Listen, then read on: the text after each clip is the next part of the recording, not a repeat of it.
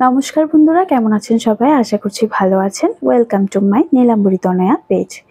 আজকে আপনাদের কাছে শেয়ার করব আমরা ঝুলন যাত্রা উপলক্ষে ভগবানকে দর্শন করতে যাচ্ছি। ভগবানের রাজবেশ দর্শন করব আজকে।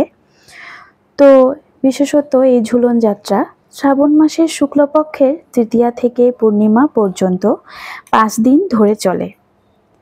ঝুলন যাত্রা ভগবান শ্রীকৃষ্ণের ব্রজলীলার একটি অংশ। কিংবদন্তি অনুসারে রাধা ও কৃষ্ণ প্রেমময় পরিবেশে দোলনায় দোল খেতেন, যা এই উৎসবের মূল ভিত্তি। এই উৎসবে ভক্তরা রাধা কৃষ্ণের পূজা আরাধনা করে তাদের প্রতি ভক্তি ও প্রেম নিবেদন করে। দোলনায় দোলানোর মাধ্যমে তারা রাধা কৃষ্ণের লীলার আনন্দ উপভোগ করে। ঝুলন যাত্রা একটি ঐতিহ্যবাহী উৎসব যা আজও হিন্দু সমাজে পালিত হয়ে আসছে। এটি ভক্তদের মধ্যে আনন্দ ও ঐক্যের বার্তা বয়ে আনে। এই উৎসব রাধাকৃষ্ণের প্রেমলীলার মাধ্যমে ভক্তরা ঈশ্বরের সান্নিধ্যে লাভের চেষ্টা করে। এটি ভক্তদের আধ্যাত্মিক উন্নতির পথে চালিত করে। নোয়াখালীতেও ঝুলন যাত্রা একটি জনপ্রিয় উৎসব। আপনারা কি জানেন?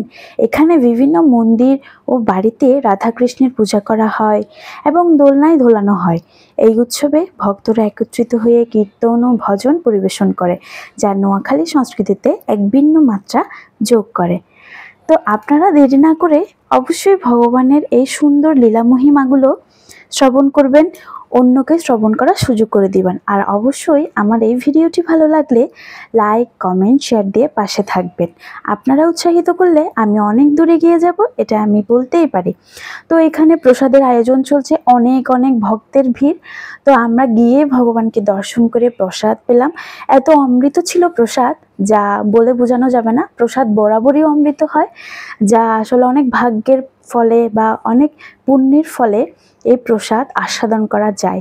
তো আমি নিজেকে অনেক বেশি ভাগ্যবতী মনে করি যে আমি ভগবানের প্রত্যেকটা অনুষ্ঠানে নিজেকে ওখানে উপস্থিত রাখতে পেরে আমি নিজেকে অনেক বেশি ধন্য মনে করি। তো আশীর্বাদ করবেন আমি যেন সবসময় ভগবানের সুন্দর লীলা মহিমাগুলো শ্রবণ করতে পারি, জানতে পারি, ইভেন ভগবানকে যাতে দর্শন করতে পারি।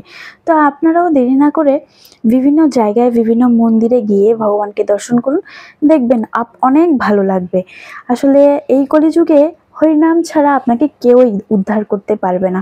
এই হরিনামের মাধ্যমে আপনি যেতে পারবেন ভগবানের ধামে।